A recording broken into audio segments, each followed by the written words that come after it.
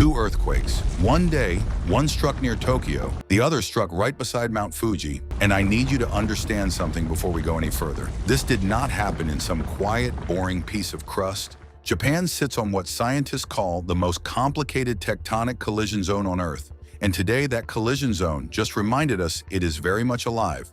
I'm going to break down exactly what happened, why the Mount Fuji earthquake is the one keeping scientists up at night. There is no risk of a tsunami. Following the earthquake, the government immediately set up a response office at the Prime Minister's Office Crisis Management Center. We have convened an emergency. And what the warning signs are that would tell us things are about to get much worse. Stay with me. Before I get into today's earthquakes, quick note. If you've been following my Venezuela coverage, the latest update video is linked at the end of this video and in the pinned comment below. The situation there is still developing, and it is heartbreaking.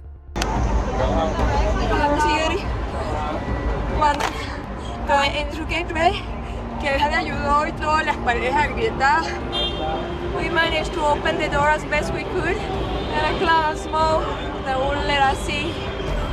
And when we went down, the scene was like... We'll talk about it again soon. But right now, Japan. If you're new here, this channel covers major seismic and volcanic events in real time. Hit subscribe and turn on notifications so you don't miss updates like this one. Just before 1 p.m. local time, the ground shook east of Tokyo. Magnitude 5.8, epicenter in northeastern Chiba Prefecture. That's on the Pacific side, east of the capital. Now, I know what some of you are thinking. 5.8? That's not that big. Stop.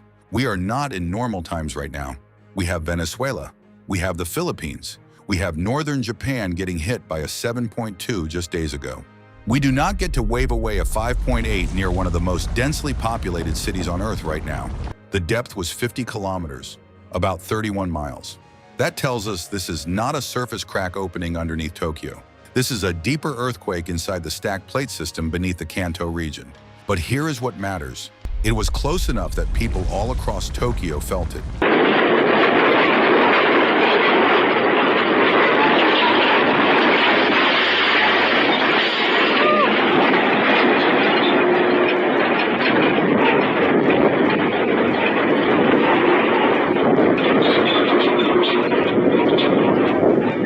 Buildings were swaying across the capital.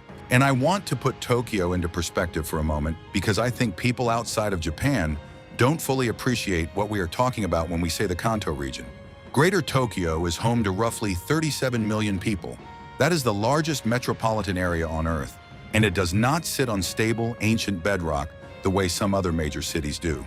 It sits on thick layers of soft sediment. Alluvial plains built up over thousands of years by rivers flowing down from the surrounding mountains. And what soft sediment does during an earthquake is something called amplification. It shakes harder and longer than solid rock. The ground beneath Tokyo can make a moderate earthquake feel significantly stronger than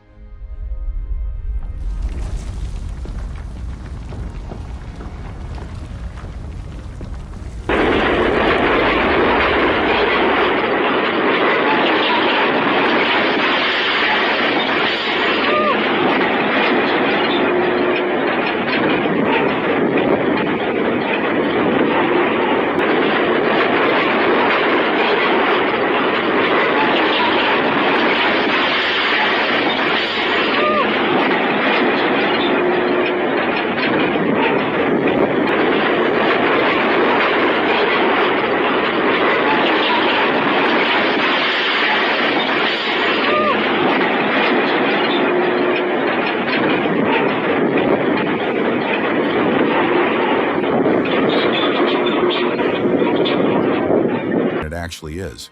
Scientists have known this for decades. It is one of the reasons Japan has invested so heavily in earthquake engineering, because they understand that the ground itself is part of the danger. Now, Japan is probably the best prepared country on Earth for exactly this kind of event.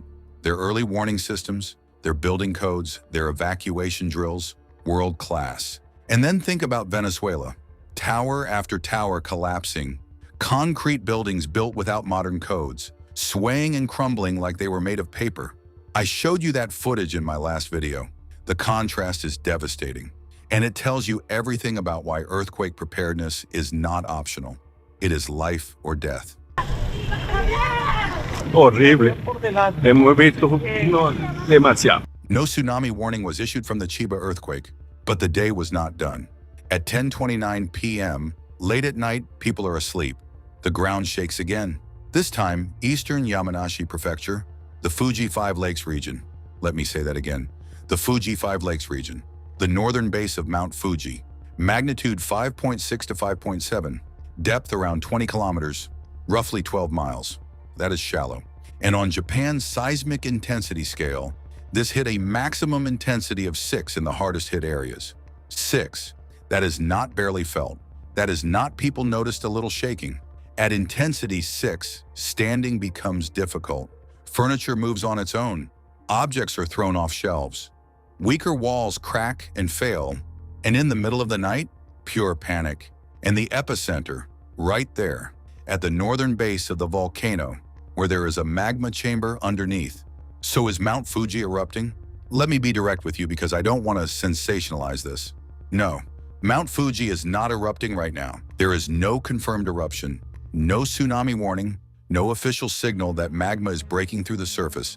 But here is why this location is impossible to ignore. Mount Fuji is not just a beautiful mountain you see on postcards with the cherry blossoms in front. It is sitting in the middle of what I can only describe as a tectonic knot. A place where multiple massive forces from multiple directions are all colliding at once. To the east, the Pacific Plate is diving under the Okhotsk Plate along the Japan Trench. This newsroom camera in Tokyo and a nearby airport one as well. Bullet train service shut down and power outages hit thousands. One of the most dangerous subduction zones on Earth. To the south, the Philippine Sea Plate is diving under central Japan along the Sagami Trough and the Nankai-Suruga system. Also one of the most dangerous subduction zones on Earth. And right at the center of where all of this is meeting, that is where Mount Fuji grew. The volcano didn't randomly appear there. It grew directly above this collision. The magma below Fuji is fed by the subduction of the Pacific Plate and by the complicated splitting and sinking of the Philippine Sea Plate. So when the ground shakes near Fuji, we ask a very specific question. Is this tectonic stress? Or is something moving in the magma system?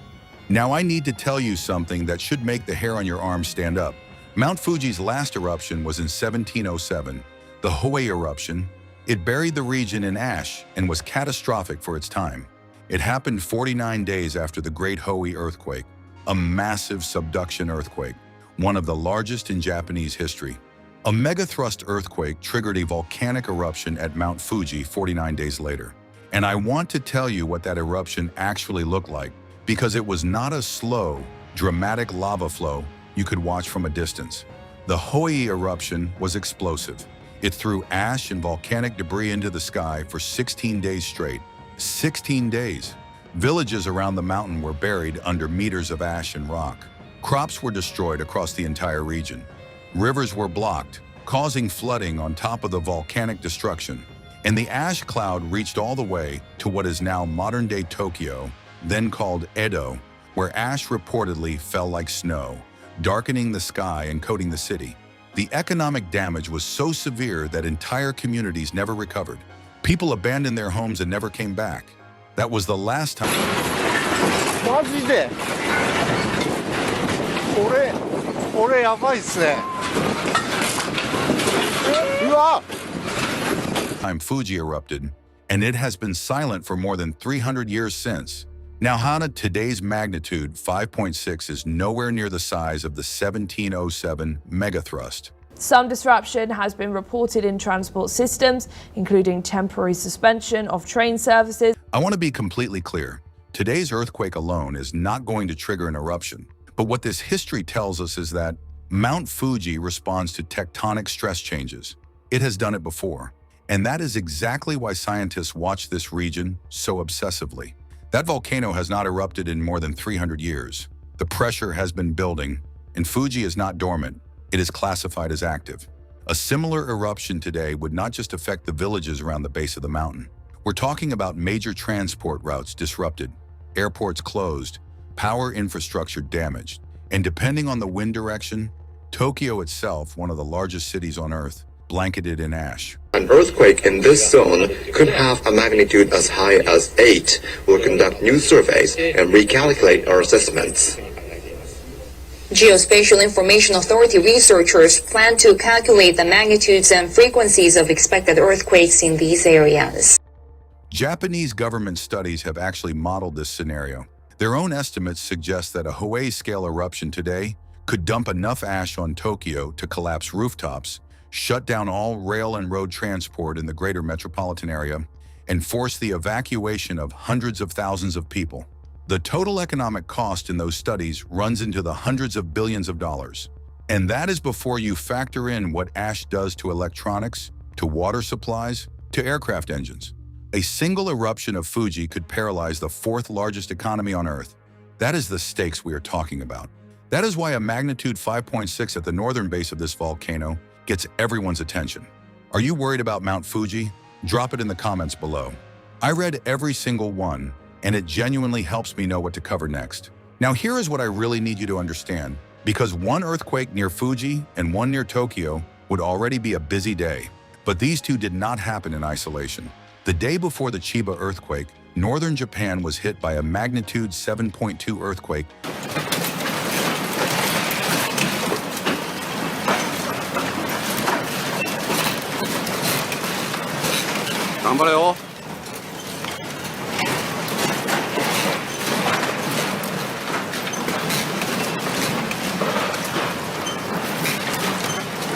Off Iwate, revised upward by Japanese seismological reports, with very strong shaking across the region. So let me show you what we actually have right now across Japan.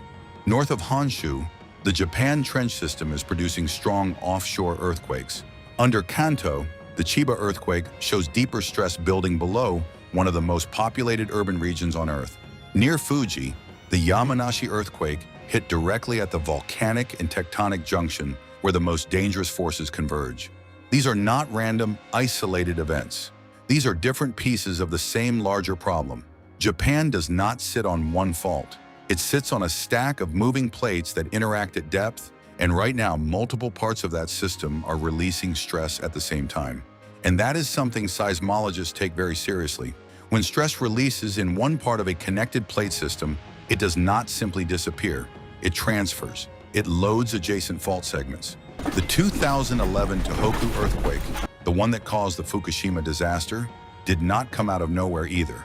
There had been years of elevated seismicity in that region beforehand. Nobody predicted the exact moment, but the system was telling us something. The question we always face is whether we are seeing the beginning of a sequence or just a busy few days that will quiet down. Right now, we do not know the answer to that question, and that uncertainty is exactly why I keep watching. So what happens next? Here is exactly what I am monitoring and what would change my assessment from significant but manageable to we have a serious problem. For a volcanic escalation at Mount Fuji, I am watching for aftershocks that do not die down quickly, especially if they start migrating closer to the summit.